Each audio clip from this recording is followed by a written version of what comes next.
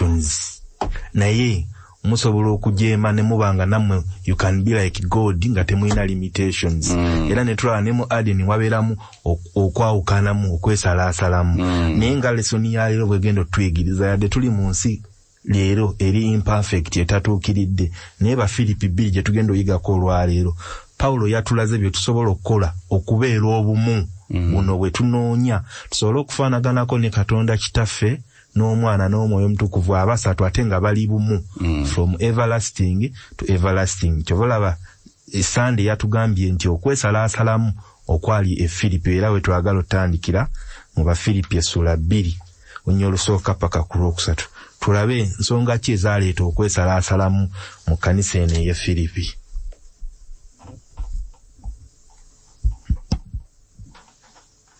Kale obanga waliwo okukubagiza kwonna mu Kristo, obanga okusanyusa kwonna okw'okwagala, obanga okussa ekimu kwonna okw'omwoyo, obanga okusaasira n'ekisa, mutuukirize essanyu lyange.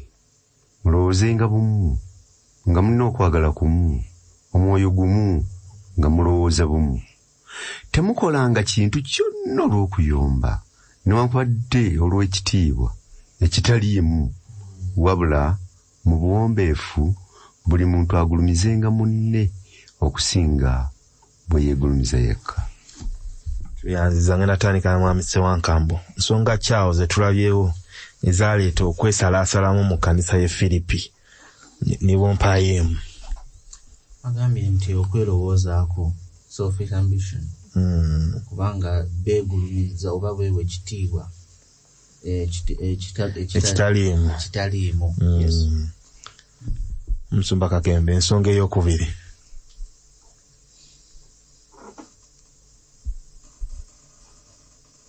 Yakwesiza akagambo conceit. Don't be conceited. Bible yaffe tugireeseeyo tugireese. Abagiina ye message Bible. Naye ke kagambo conceit tukawa amakulu okwepampalika okweteeka kudala kwotoli. Mu Luzungu yagambye don't sweet talk your way to the top. Mu Bible ya message Bible. Nedda naye kigamba okweyogera ya mwoyo naye nga mutuufu eri wansi omwoyo tabiriimu wadde onoonya bibyo nolimba bamalayika banno nobagamba nti tetulina ddembe ono yatusuubiza eddembe yatutonda nga tuli baddembe akyogeza mu mwa naye tukiregeko tulabe ensi bwefaanana nga teriyakulinako lukeremete nga lwebatuteekako sweet talk naye ng'onoonya kiki ebyo bisaawo bibyo. Nti ninagwe nabadde njiga naye naagaa nti ka conceit tuddira ebyaffe ne tubisiiga mwoyo kungulu n'oleetera banno obakana kanti mwoyo yaluŋŋamizza naye nga mukadde ekitiibwa ekitaliimu okweteekamu ekitiibwa oba okuyomba mubumu temubeeramu kuyomba temwandibaddemu kwegulumiza kusinga ku baki ku banno. Tuyanziza Musumba nti tulaba nti mu Luzungu yagambye selfish ambitions si kibi okubeera ne ambitions kubanga mu buweerezi yennyini yatugamba 9:10 nti buli kintu omukono gwo gye gukwata okukola okikolanga n'amaanyi go naye wano bongeddeko akagambo selfish ne batuzaayo emabega bwe twasoma nga tutandika lesoni eno ba Filipi 1:16 nti Paulo we yasibibwa bano abaasigala eno ng'enjiri gye babuulira ya selfish ambition bo balabike nga bwe wagambye nti the cause is not Christ but you, nga sibulira ku Kristo naye nga kiringa ekiraga nti njogera ku Kristo so neeno mu kanisa ekizibu ekyo kyaliyo nga bwe tuyize. Naye era tulaba nti okwesalasalamu tekwakoma mu kanisa ya Filipi ne mu kanisa y'Abakoliso katusomeyoko Bakoliso ekisooka Esulemu nyirwa 11 paka 13 tulabe na bano okwesalaasalamu obuzibu bwavaawa. Bakolesa ekisooka Esulemu 11 paka 13.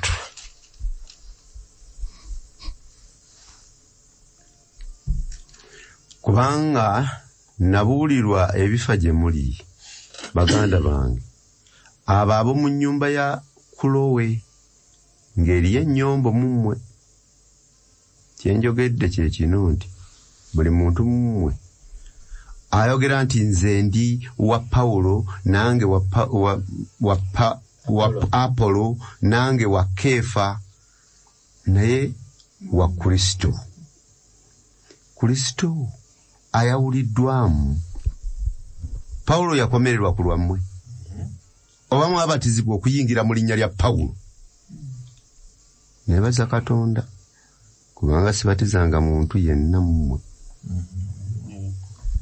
Mchala Kalito, okwesalaasalamu okwali mu kanisa eno y'Abakoliso kwali kufudde ku ki? Kubaziyise ennyombo. Okusinziira ku bwe tusomye amazima baagatuuma omuntu ne bagajja ku nnannyinigo. Abamu tuyiga bya Pawulo tuyiga bya gundi nga nakololala bwe tuyinza okugaa nti nze ndi wa musumba gundi naye ng'ate ekkanisa erina omukulembeze omu. Ebyo byaba Seventh Day ffe tebina bye tukwatirako so nga Bayibuli yeyokka lyekkubo eritukulembera okumanya Kristo. Musumba Kakembo ndi wuwo tukiteke ku ground yaffe nga Mukyala Kalito bw'adagambye. Bano beeyawulayawulamu nga bagamba nze njiri mmanyi ya Pawulo nze ndi wa Pawulo. Oli agambye ffe tuli ba Kefa, omulala agamba ffe tuli ba Apolo. Kisoboka okuba leero Musumba nga nange nina omusumba wange gwenzikiririzaamu ng'era bw'oba tokwatagana naye mba sikyakwatagana naawe kitwawula. Ensonga eyo naffe weeri wano.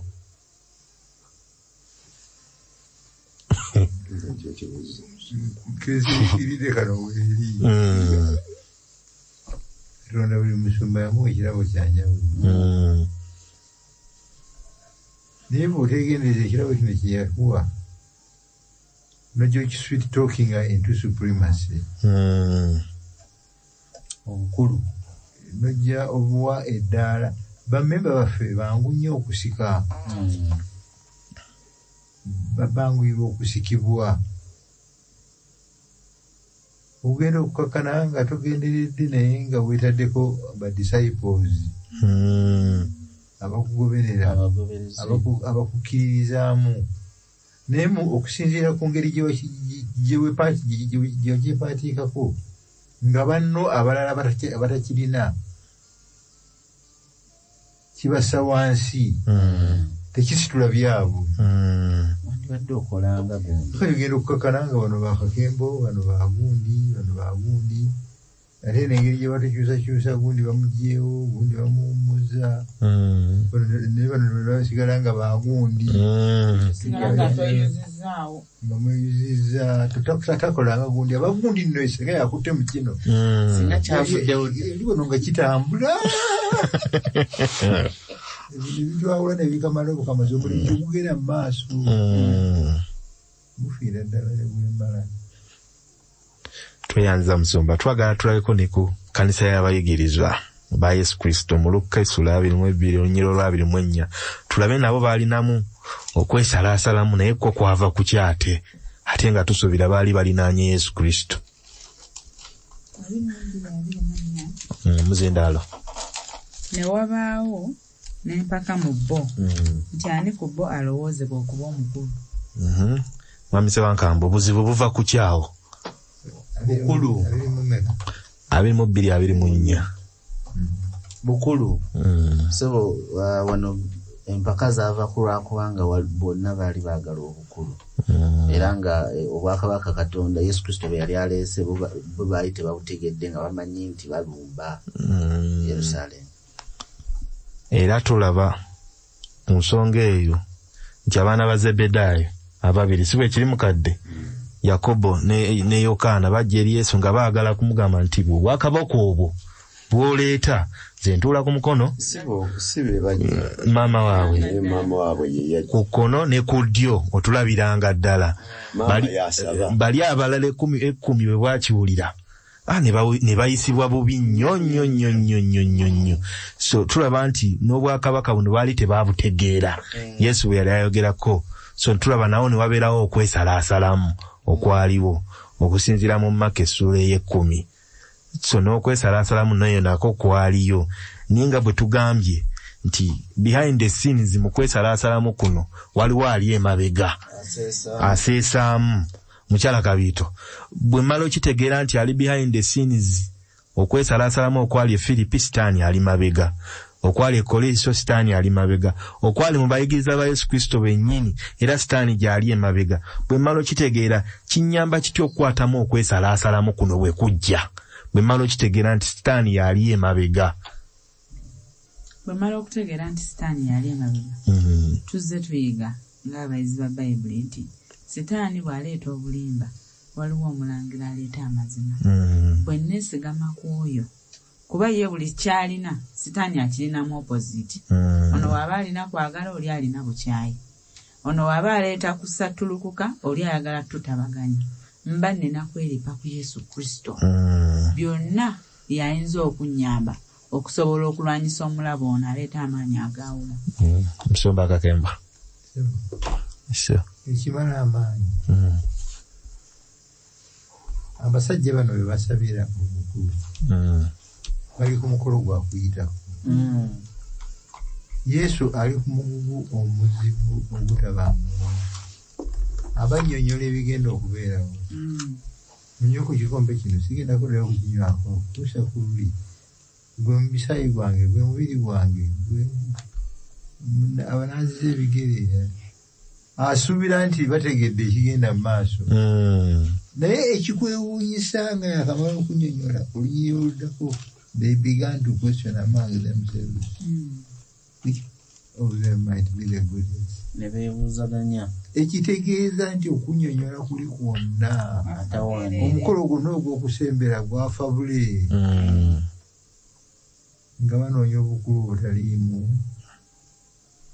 obutaliiyo obutabagasa obulina gwe buyamba okugjako bo.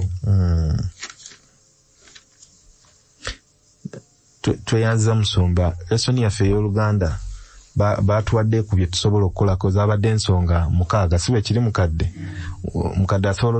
tusomerako omutwe gw'ensonga ezo ze baatuwadde mpolampola mukadde. Okwegomba Kristo okusanyusibwa okwagala okussa ekimu okw'omwoyo omutukuvu okulumirirwa oba okusaasira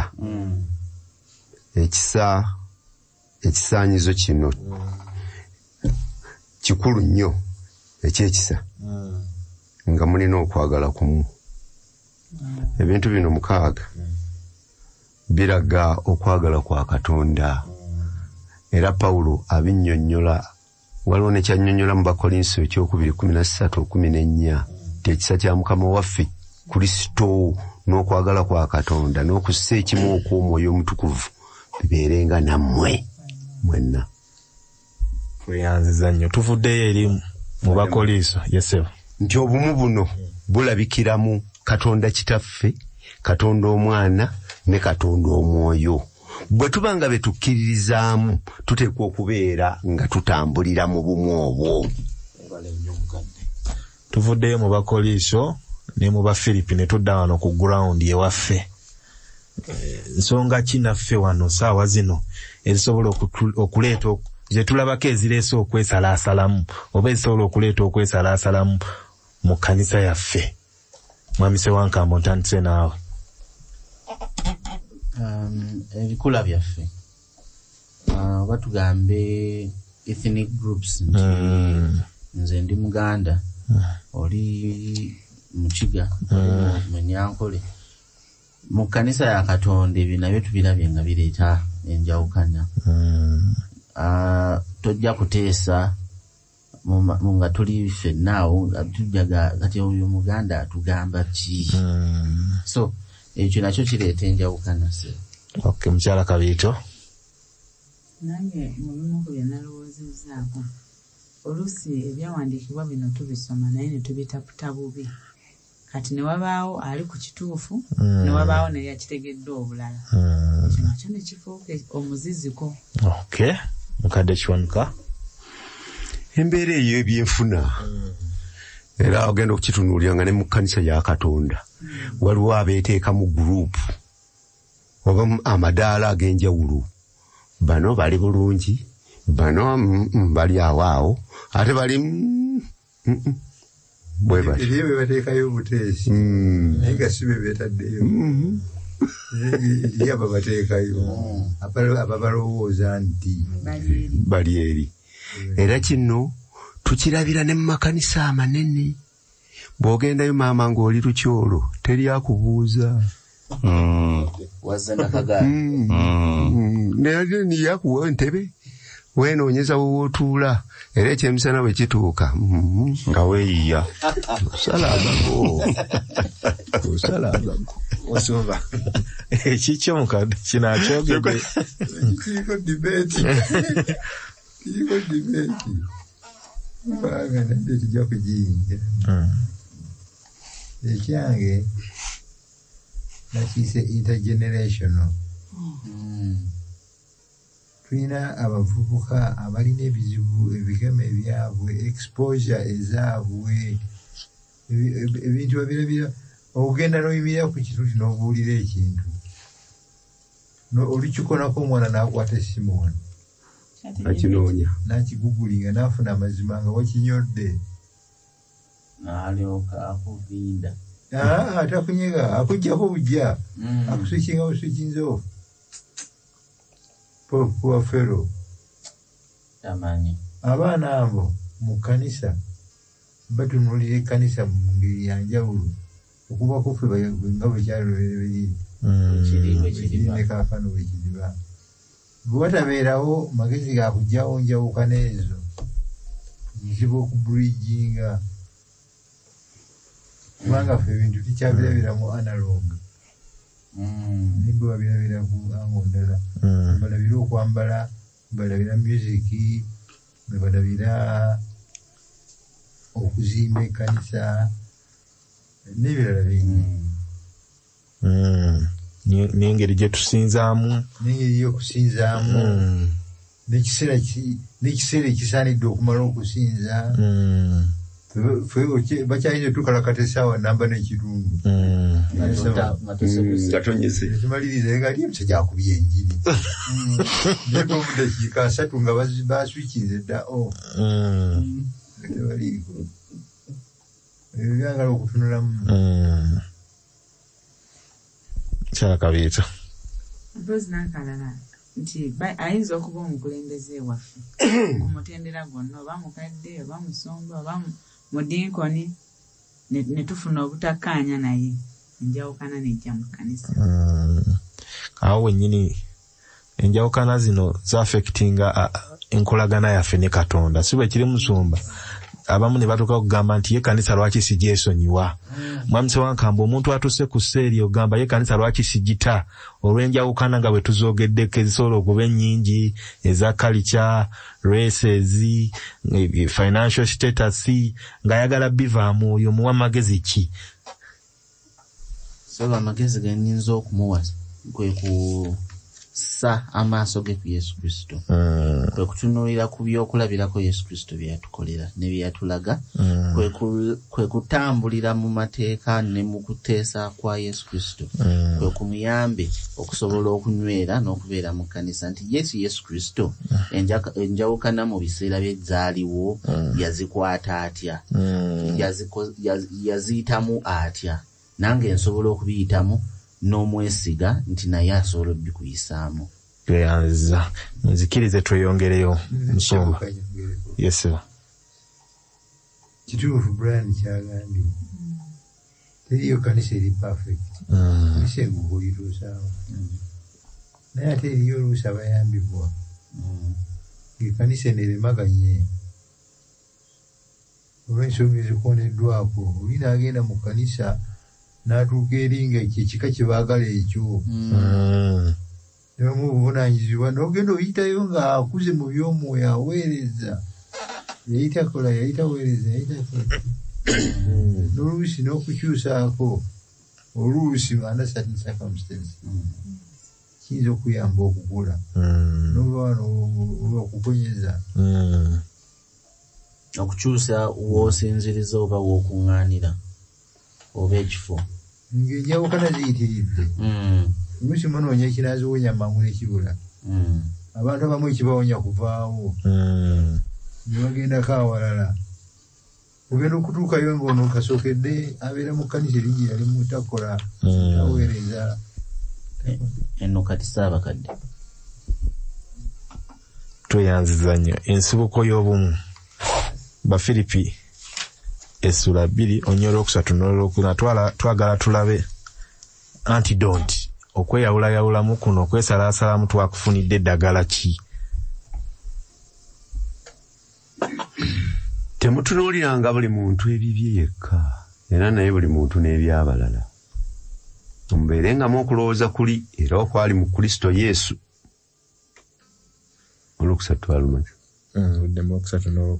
Temukolanga kintu kyonna olw'okuyomba newankubadde olw'ekitiibwa ekitaliimu wabula mu buwombeefu buli muntu agulumizenga munne okusinga bwe yeegulumiza yekka.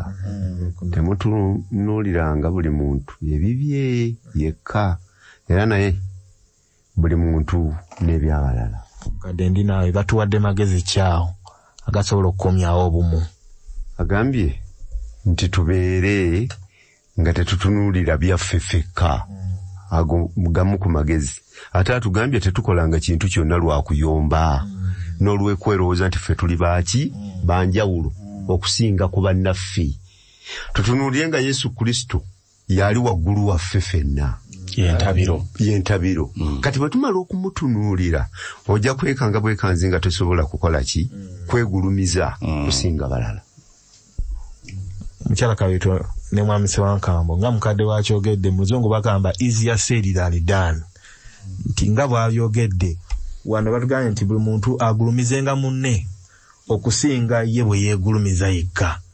Mu buntu kisoboka bannange.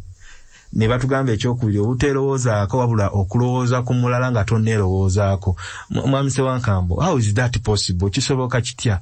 Kuba mu buzaaliranwa bange Katonda we yali nateekawo ka ai nze buli kimu mba njagala nze. Kisoboka kityo kubanga nsobola okulowooza ku mulala, nsobola okugulumiza omulala nga seekulembeza. How is it possible? Nga bwe twagambye nti tutunuulira oyo omutandisi era akomekereza okukkiriza kwaffe Yesu Kristo. Tusobola okusaba n'okwegayira Katonda oyo okuyita mu mwoyo gwe n'asobola okituzimbamu ne tusobola okubeera nga kigenda kikula wamu naffe wamu nga naffe bwe tukula mu nkolagana yaffe ne Katonda. Kituyamba okuzimba obumu buno, okuzimba okwagala kuno n'okusobola okutunuulira ebyabalala obwetaavu bw'abalala okusinga okutunuulira obwange. Waliwo ndowooza mukitumba ajja kwogerako nti ajja kannyonnyola kakao ke yalitugambye aka love is death. Nti waliwo ebintu ebiri mu space eyange nti bwemba nga nina kye neetaaga nsuubira tewali muntu mulala ayinza okuba ng'akyetaaga okusinga nze. Era bwemba mbikola nga njagala nti nze nsooke mbeere nga mpulira nga nkikkuse omulala alyoka akifune. So nze okusobola okwejjawo yabeere oba yakifune oba yabeere nga akiganyulwamu kitegeeza nze kwejjawo vaawo. So ndabira ddala nga ekyo Mukama asobola kituzimbamu nga tumwesize nga tubadde n'enkolagana ennungi wakati waffe naye. Okay, Mukyala Kaweeto. Nti okuba nti nyinza okusobola okugulumiza abalala okusinga bwe neegulumiza kyetaagamu amaanyi ag'enjawulo era ng'amaanyi ago Katonda yennyini okuyita mwoyo omutukuvu y'ayinza okugatuwa. We tusomako mu Baluumi 5:5 agamba nti nate okusuubira tekukwasa nsonyi kubanga okwagala kwa Katonda kufukiddwa ddala ku mitima gyaffe olw'omwoyo omutukuvu bwe twaweebwa. So okuleka nga mulimu amaanyi ag'omwoyo omutukuvu kikalubamu kuba oluusi ebyokweweereza tulina bingi ng'olabira ddala it must be you and nobody else. Nsumba Kakembo tukyali awo wennyini obumu buno nsobola bukubako ekifuba niŋŋamba nkolerera tubeere bumu kisoboka kitya? Brian akanga akanyonyoddeko omusomesa yajja mu kirasi n'atubuuza what is love? Abasomesa abayizi ba seminaari okubabuuza ekibuuzo buli obula kuwa thesis basobola okuka lwaki omukyaba agamba nti omusajja ono ananyega asiise namugamba Dr. Dukan what is love? Oh, okay, love is death.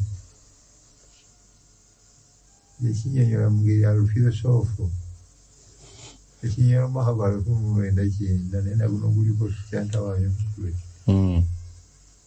naye yagamba nti mu nsi muno mulimu sipeesi yange yokka ne bwe tubeera mu bufumbo omukyala ayinza okuba n'ebirowoozo naye bibyo n'ebyange byange naye okuba omukisa ebirowoozo byo idea zo zibeerewo nina kuwa kasipesi kange ebyange birina naye kasipesi kange siyinza kakuwa ate nensigala nga ndi mulamu n'okafuna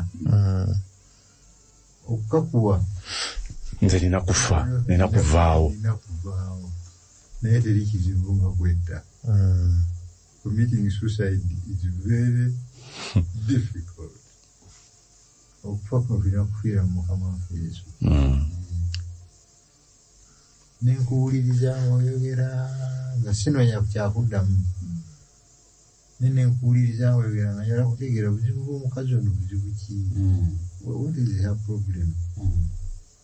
Bw'omaliriza nenga nti ekimumu ekirimu sense newankubadde nze kinkola bubi kinkoona awabi naye kirimu sense kankiwa omukisa kisabalire kankikole olw'okuwona omukisa okubeerawo. Bwe ŋŋamba nti kankikole sina maanyi agate agekikola awo nebeerayo eri Yesu nemugamba nti nzita Paulo kyabaga nti tufa buli lunaku. Love is death.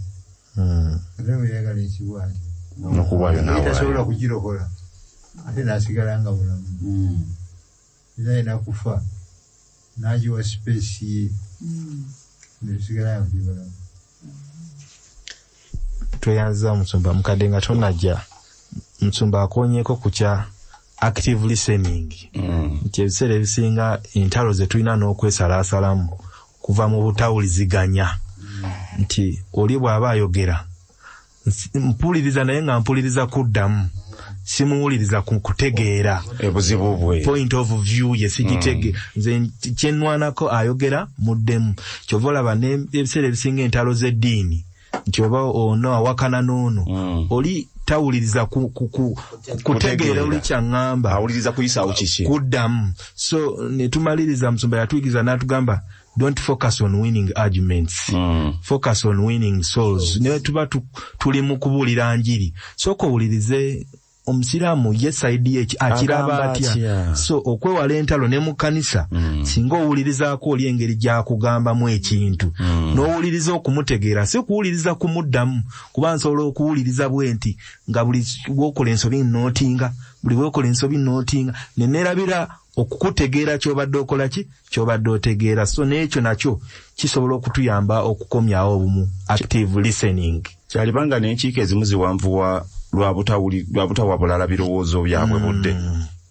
Nekiddayo ku Musumba kyatugambye love is death. Ekirowoozo kyo n'okkiriza kife ekyomulala kibeerewo. Mukadde Kiwanuka bayita obuwombeefu bayita obuki obuwombeefu era twabulabira mwani tubulabira mu Kristo Yesu eyaleka ebitiibwa bye byonna najja n'afuuka ng'ekitagasa n'anunula omuntu obuwombeefu obwo bugenda okutukulembera okutuuka mu bwakabaka obw'omuggulu. Katudduko olw'obudde. Tuesday yatugambye kusonsekebwa oba kulongoosebwa kw'obwongo kyabadde kibuuzo nga twagala tulabe Bafilipi essula 2 onyiri olw'okutaano. Mubeerengamu okulowooza kuli era okwali mu Kristo Yesu. Twagala kati tukwate ku kulowooza okwo bakiyise mind of Christ. Ngenda tandika ne mukyala Kabiito. Lesson yatubuuziza what does it mean to have the mind of Christ. Okulowooza kuno kwa Kristo kitegeeza ki okubeera n'okulowooza kuno kwa Kristo? Mbuuziza ekibuuzo nti okulowooza kuno kwa Kristo nsinga kulabira mu bikolwa bye bwe yali ku nsi ng'abimirirwa abalala nga muwombeefu nga tasosola ng'ayagala. Ndaba nga okulowooza kwe ebyakulimu byonna nga biri positive eri abalala nga byakwagaliza si byakumalamu maanyi byakusituliŋŋanako migugu. So nze bwe ntegeera bwe nti okulowooza kuno ng'okwa Kristo. Okay, Mwamise wa Nkambo. Yakyogeddeko nti okulowooza ku balala okusinga ku ngeri gye weerowoozaamu. Yesu Kristo ono nga mukyala Kabiito bw'agambye nti bw'omutunuulira ku bikolwa ne ku bulamu bwe ku nsi kuno ye yakikolanga atya. Yasooka kuyisangawo kiki alyoka atuuke ku kyabalala oba ebyabalala bye yakola ki bye yasookanga okussaako nnyo essira. Tumulaba mu kuwonya, tumulaba mu kubuulira, tumulaba ng'asooka kukwata ku nsonga z'abali okusinga okutuuka ate alyoka ayiseewo kyayagala bategeere nti enjala ebaluma sisobola kwogera ku bya Yesu ku bya bwakabaka ng'ate enjala ebaluma mubawe balye. Then alyoka asobola okubuulira. Naffe leero tusobola okubeera n'omutima ogwo okuba n'okulowooza okwo nti munnange oli interest yagambye nti can you look out for people's interest. Osobola okutunuulirayo ku bintu ku bwetaavu bw'abantu bano nga tamaze nakubwogerako n'omanya nti mwami Sebadduka alabika yasuze enjala yeetaaga ekyokulya nga yeetanaba nakukyogerako. Osobola okuba n'ekirowoozo ekyo noga nti kambeko kyenkola ti gundi yasuze mu mpewo era olaba obutiti tanana kwogera nti empewo empiseemu naye olaba akola ki akankana. Osobola okubaako kyokola okulaba nti otaasa embeera eyo. Nze bwe nalabye nti kwe kulowooza kwa Yesu Kristo. Musumba Kakembo bannyonnyodde bulungi okulowooza kwa Yesu Kristo naye mu buntu tekisoboka. Naye nnyinza nti okubeera n'okulowooza kuno kwa Kristo. Kyokulabirako kiri mu Pawulo. Yesebo. Bakolinsi kyogere 2:16. Kama tusomere Bakolinsi eky'olubereberye 2:16.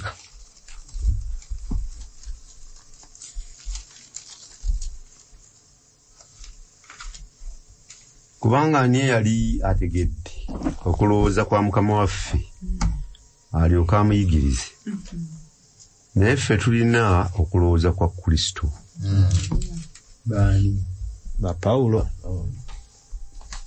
akyogera era buyinza ki okukimwogeza Kristo Abujja mu Kristo. Pawulo gwe tumanyi yiganye ekkanisa Nnyo. eyatta abasomi Nnyo. n'awaliriza bangi babwegaane. Nnyo. Kaakati ayogera atya ku mind of Christ erumirirwa abalala yagifuna atya? He had an encounter with Christ. Yasisinkana Yesu Kristo. Yes. Teri kirala kisingaawo. Era kiwona kiwa mu ssuula ey'omukaaga Efeso 6:17 nti muweebwe n'essepeewo ey'obulokovu ekitalo eky'omwoyo nga ky'ekigambo kya Katonda. Ekigambo kya Katonda Pawulo kye yasisinkana ekyo kye kyamuyamba okutegeera ekyo. Mu bumpimpi waliwo ekyamagero Katonda kyakola kuyita mwoyo mutukuvu okukuwa mayindi ya Kristo. Brian annyonnyodde bulungi nti osobola okulaba ebitatera kulabika naye si kububo omwoyo akulungamya okulaba ebitalabika maaso ebitakola sensi obiraba nga byetaagibwa n'akuwa n'omutima ogusalawo okubikolako nga teryakukaka teryakusindiikiriza. Okwongereza katono ku Kyamusumba nti agambye nti mwoyo ono yatuyamba. Nsaba mukadde atusomereko Bakolinso ku ekyokubiri 3:18. Ffe ffenna bwe tumasamasa ng'endabirwamu ekitiibwa kya Mukama waffe, amaaso gaffe nga gaggiddwako ekyokubikkako, tufaananyizibwa n'engeri eri okuva mu kitiibwa okutuuka mu kitiibwa nga ku bwa Mukama waffe Yesu Kristo, nga ku bwa Mukama waffe Omwoyo. Yayinza otukolako sajjali n'eby'emitima egifaananako ng'egya Kristo. Naye ffe ekitundu kyaffe kitundu ki musonga kiise kyamagero ate nga tuli batuufu. Yatugamba nti musigale munze naye nsigale mummwe munaabala ebibala kubanga weesiridde mulina kyemuyinza kola. Olwo ekitundu kyaffe ki musomba kati challenge ebeerawo mu kitundu kyaffe ekyo bwe neesanga nga nkitegedde nyinza ate okukyenyumirizaamu. Twasomako mu Befeso ndoza yali essula emu olunyiriri ndwerabidde naye agamba bwe mwawulira ne mukkiriza ne mubatizibwa. Naye n'okuwulira kuno Omwoyo Omutukuvu ye yatusobozesa okuwulira, n'okukkiriza Omwoyo Omutukuvu ye yatusobozesa, n'okubatizibwa. So nyinza okugamba singa saawulira kituufu yali paati yange nenzikiriza, naye n'okukkiriza kuno Omwoyo Omutukuvu kituufu nina paati gyenzanya, naye bwe ngifokasingako nyinza okwerabira ensonga enkulu Yesu Kristo kye yankolera ku musaalaba, fokasi n'engiteeka ku kino kye nakola, ku kino kye nakola siba kukikola. Kati awo we tusanga obuzibu. N'olwekyo twebaza kisa kya Katonda. Era wano wakyavudde agamba so temufaananyizibwanga ng'emirembe gino, naye mukyusibwenga olw'okufuulanga amagezi gammwe amagya, mulyoke mukemenga bwe biri Katonda by'ayagala, ebirungi, ebisanyusa ate ebituufu. Tetulina wonna we tubifunira walala wabula mu Kristo yekka. N'olwekyo obumu buno bwe tunoonya okulumirira abantu abalala. Katonda bulina okusaba atulungamye, atuwa amaanyi n'amaaso agalaba. Tweyanziza okulowooza kuno kwa Kristo kwe tugenda olaba ku Wednesday. Twagala mukadde atusomere Bafilipi essula ey'okubiri onyirira 6 paka ku 8. Tulabe okulowooza kuno bakwogeddeko batya. Bafilipi 2:8 6 paka 8. Oyo bwe yasooka okubeera mu kifaananyi kya Katonda teyalowooza kintu kyegombebwa okwenkanankana ne Katonda, naye yejjako ekitiibwa bwe yatwala engeri y'omuddu n'abeera mu kifaananyi ky'abantu, era bwe yalabikira ku mutindo ogw'obuntu ne yeetowaaza nga muwuliza okutuuka ku kufa era okufa okw'okumusaalaba. Olw'omwenda tweyanzanye mukadde Mwami Ssewankambo ne Mukyala Kabiito mu bumpimpi okulowooza kuno kwa Kristo bakwogeddeko batya, biki bye yakola ebiraga okulowooza kuno kwa Kristo? Nti yeerekereza ekitiibwa eri gye yali abeera ewa kitaawe ne yekkakanya okutuuka ku ddaala ery'obuddu ajja afiirire ffe. Okay. Era n'okufa kwe n'aba nga agambye nti n'abeera omuwombeefu okutuusa okufa okwali okuswaza okw'omusaalaba. Nti omuntu ali mu kitiibwa eky'obwa Katonda nga Katonda ali mu kitiibwa nga Katonda yennyini n'asobola okubyeyambulako n'atabyerippako byonna n'abitta naye nga ensonga yonna eyo emukozesa ekyo kwe kulaba nti alokola era anunula nzise wankambo. Kitegeeza nti akola ekintu ekitakkirizibwa ekitasoboka mu bantu ekitasoboka mu kitonde kyonna na mu nsi yonna n'asobola okwetoowaza n'abeera omuwombeefu okutuusa okufa alokole nze. Tweyanza Musumba, okulowooza kuno kwa Kristo kwawukana kutya oba nkiyita okulowooza kwa Sitaani baawukana batya ku bye baakola bonna? Sitaani ndagamba nti ndirinnya ndifaanana oyo aliwo ono Bafilipi 2:6 mu Bayibuli emesegi twalabye nnyo girekayo yagambye nti Yesu Katonda naye tekirowooza nti kikulu okweripa privileges bwa Katonda n'asigala nga aweerippyeko. Singa yasigala nga aweerippyeko kakembo tewaliwo kyandimuwonyeza. Naye Sitaani atali Katonda atabulina ate yaweerippako ku kirowoozo. Question is yerippa ku ki? Kirowoozo. Ekirowoozo ekigamba kitya? Ndirinnya ndifuuka era ndisinga. Yerippye ku nothing. Talina substance. Yesu Katonda kennyini. Ate ye n'akita. Sitaani atakiri ku kyatali kyatalina kyatasobola kufuna akizimbako yerippa kuli n'afiira kuli bwati nga yerippye bano bonna bonna abasigadde nabakubi b'akalulu gonna madaala tekuliiko n'omu aganyulwa mu kwerippa kwe. Banjawulo nnyo. Yesu Kristo akola ki? Akita lwaki? Kubanga kakembo yerippye ku mpewo yerippye ku bbanga jereere banasigala awajja kufa emirembe n'emirembe kante ngende mutaase yerippye ku nze.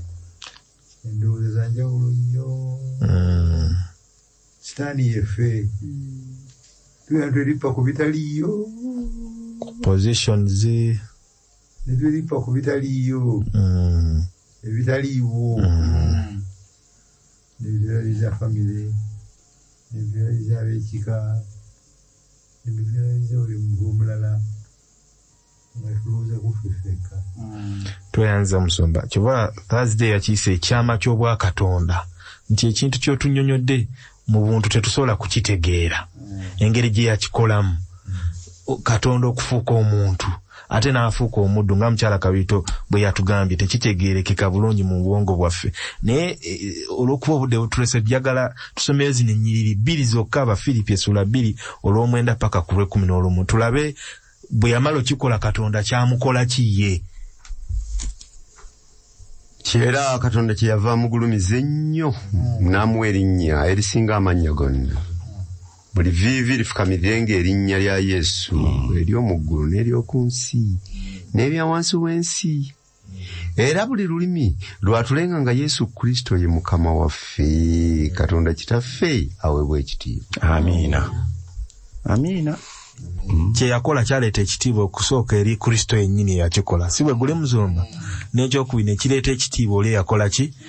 Eyamutuma. Kati awo wali ekibuuzo, Katonda mu bino yaganyulwa atya? Katonda yagulumizibwa atya mu Yesu Kristo kye yakola? Kibuuzo kyaffe kye tusemba nakyo. Mukyala Kabiito, Musumba gojjo kiwumbawumba. Nyinza okugezaako okukirelatinga oba okukigeza ku muzadde leero ng'alina omwana. Senga mwami Kiwanuka aba alina mutabani we ng'ali ku ssomero ng'akola bulungi. Buli kaseera yasinga banne yeeyisa bulungi. Abasomesa omwana ono wanjawulo aba ne muzadde we yeesiimye. Okiraba nti omwana bamutendereza n'omuzadde bamukoze eki? kati ate tuyayana n'okulaba ku taata w'omwana ono yeeyisa obulungi mwami kiwanuka. So mu bufunze Kristo bw'asucceedinga ddala n'abanga ekibya kimezze ono yabadde yeefuula yagala okuleeta okwawukana kubeerewo olubeerera Yesu n'ajja n'abika ekituli ekyo Yesu agulumizibwa so ng'ate neeyamutuma afuna obubonero bwebumu. Katono nnyo ssebo waliwo ekyokulabirako ekyangu emukono eyo tulinayo Honorable Maseruka naye leero tayogerwako nnyo okujjako mukyala Josephine kyaliba nga kifaanagana bwe kityo era buli omu ayagala okulaba ku mukyala Josephine yaani.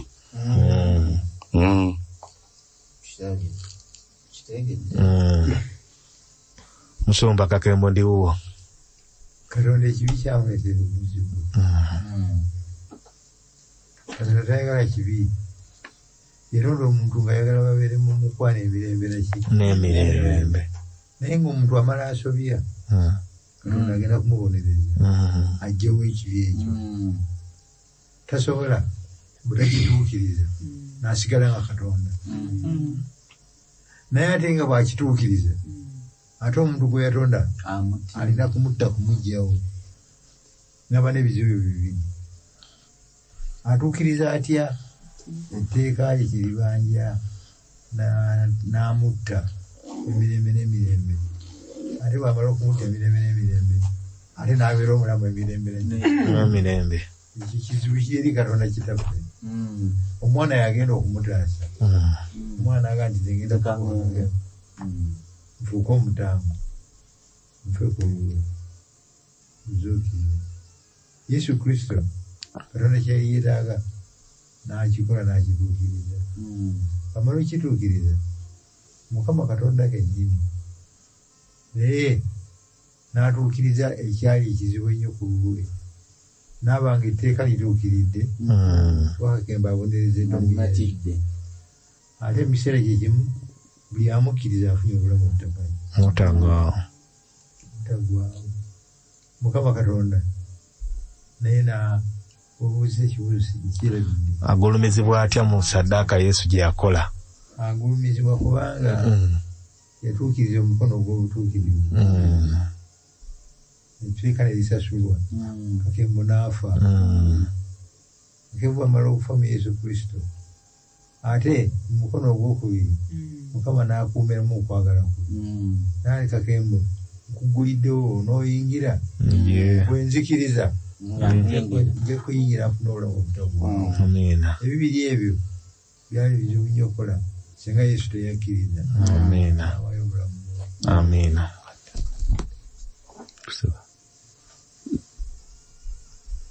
Nga tetunaba kusaba waliwo abalina jasi bagalagattako bugasi ndowooza zaabwe kuzo naye bwe twali tutandika olwo yabuuziza ekibuuzo nti bwe mubadde mutandika mwayogedde ku kitundu ekimu ekyokusatu eky'abamalayika omuwendo gwabwe gwali gwenkana ki mu ggulu tusobole okumanya emyoyo emeka gye tutawanya ku nsi gye tulina. Simanyi oba ekyo bakinaasoboka okuddibwamu ekyo kyama. Kale nja kusaba tuweeyo okwebaza nga tumaliriza. Katonda kitaffe omu ggulu Mukama ow'okusaasira mu linnya egganze erekkulu ennyo ery'omwana we Yesu Kristo omulokozi waffe era Mukama waffe tukwebaza olw'obulungi bwo n'olw'okutwagala era nga tuli mu maaso go yongera okutuyigiriza okwagalanga n'okutambuliranga mu bumu obw'okussa ekimu mu kigambo kyo ne mu kwagala kwo. Erinnya ly'ettukuvu ligulumizibwe litenderezebwe mu nsi ne mawanga gonna nga tulindira essuubi ery'omukisa kwe kulabikako omulundi ogwokubiri tuwa amaanyi n'obuvumu okutunuulira Yesu Kristo era tukole ebyo by'ayagala. Omwoyo omutukuvu katulungamye nga tuyiga ebigambo bino bibeere essuubi lya buwanguzi bwaffe okuva kati n'okutuusa ennaku zonna ku bwa Yesu Kristo omulokozi waffe era Mukama waffe. Amiina.